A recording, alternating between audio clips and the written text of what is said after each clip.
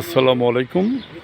আমি একটু হাঁটতে আসছিলাম, অর্থাৎ এই মালিবাগ চৌধুরীপাড়া মাটির মসজিদের অপোজিটে বালুর মাঠ। আমি যে বিল্ডিংটাকে আপনাকে তাকে তুলে ধরলাম সেটা হলো ইকরা, একটা মাদ্রাসা।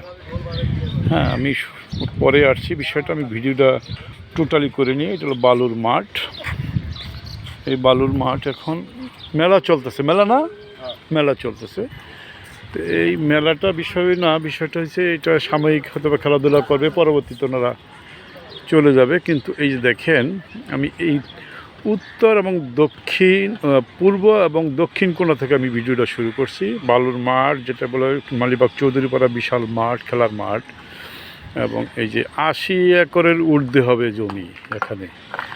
এই যে দেখেন কি নোংরা পরিত্যক্ত অবস্থায় চারিদিক দিয়ে। এটা খেলার মাঠ করতে পারে সরকার, সিটি কর্পোরেশন ইচ্ছাগুলো করতে পারে। আমি দেখাচ্ছি আপনাদের ভিডিওটা, পরে আমি বর্ণনায় আসছি। এই যে দেখেন বিশাল মাঠ। হ্যাঁ, আমি মাঠের এক প্রান্তে দাঁড়িয়ে, অর্থাৎ দক্ষিণ প্রান্তে দাঁড়িয়ে আমি ভিডিওটা করতেছি। এই ভিডিওটা করার হচ্ছে যে মাঠটা বিভিন্ন লোকজনে পাট করে দখল করে, রিক্সা গ্যারেজ করে প্রসারিত করে পুরো মাঠটাই দখল করে যাচ্ছে। এই যে লাল বিল্ডিংটা দেখছেন, এই পর্যন্ত হলো মালিকানা। আর এই যে আমি দেখাচ্ছি, এই যে দেখেন, এই যে ইকরার যে একটা মাদ্রাসা, সম্ভবত মালিবাগ চৌধুরীপাড়া মাটির মধ্যে বিশাল জায়গার পুরো দখল করিয়া তারা ভবন নির্মাণ করেছে সরকারি খাস জমিতে।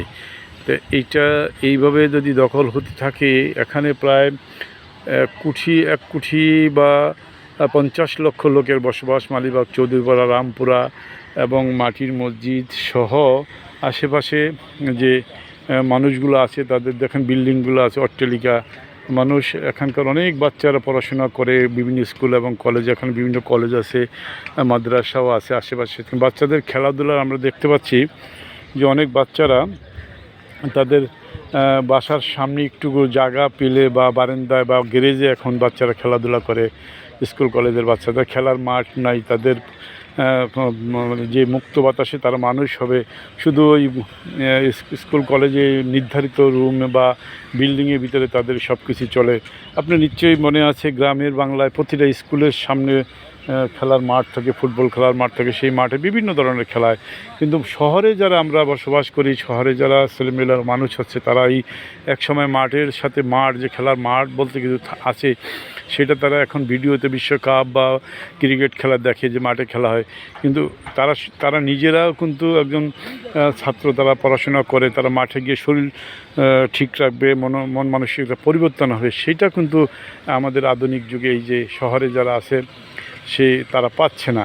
তো এখন আমি বলছি এই কারণেই যে এই মাঠটা যদি সংস্কার করে, এই যে মাঠটা যাতে দখল হচ্ছে চারিদিক দিয়ে অল্প অল্প করে 2 হাত 5 হাত করে, ঢাকা শহরে অনেক দাম, 1 কাঠা জমির দাম প্রায় কোটি টাকা, হ্যাঁ এরকমই হবে। যাই হোক, এটা যদি সুন্দর করে পরিষ্কার পরিচ্ছন্ন করে যদি এটা খেলার মাঠ উপযোগী করে, এখানকার যে বয়স্করা আছে, যাদের বয়স 60 থেকে 80 75, তারা চারিদিক দিয়ে যদি একটা রাস্তা করে দেয়, সকালবেলা একটা ব্যায়ামেরও তারা হাঁটাচলা করতে পারে।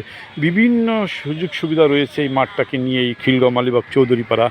তো এইভাবে পর্যায়ক্রমে এই যে দেখেন নদমা, আশেপাশে বিল্ডিংগুলো আমি দেখাচ্ছি, এই বিল্ডিংগুলোতে লোক থাকে। এইভাবে যদি এই নদমা থাকে, তাহলে এই নদমার যে ময়লা আবর্জনা আশেপাশে দুর্গন্ধ ছড়ে, বর্ষার দিনে এটা পানি হয়ে যায়, প্রচুর পানি হয়, তখন এখানে এখন যে ময়লাগুলো ফালানো হয়, সেটা পচে এই আশেপাশের লোকগুলো, পরিবেশের জন্য মারাত্মক ক্ষতি হয়।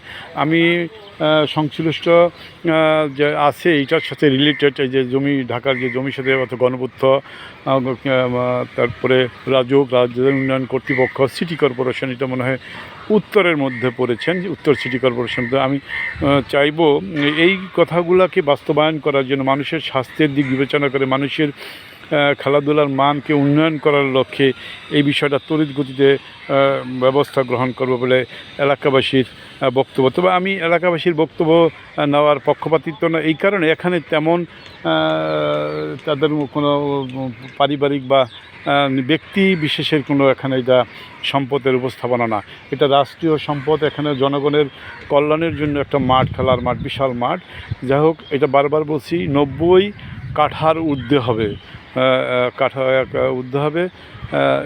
যাই হোক, এটা তাৎক্ষণিক ব্যবস্থা নেবেন সরকারের সংশ্লিষ্ট কর্তৃপক্ষের দৃষ্টি আকর্ষণ করছি। এই যে দেখেন বিল্ডিংটা দখল হয়ে গেছে, পরবর্তীতে আরও এইভাবে মসজিদ, মাদ্রাসা বা অন্য স্কুল, বিভিন্ন সামাজিক প্রতিষ্ঠানের লোকগুলো এসে সাইনবোর্ড লাগিয়ে তাদের দখল করে এক পর্যায়ে পুরাটাই এখানকার যে পরিবেশটাই গড়ে উঠছে সেটাও পুরো ধ্বংস হয়ে যাওয়ার মানে আর থাকবে না, বিলুপ্তি হয়ে যাবে এই মাঠটা। ধন্যবাদ সবাইকে, ভালো থাকবেন, আসসালামু আলাইকুম।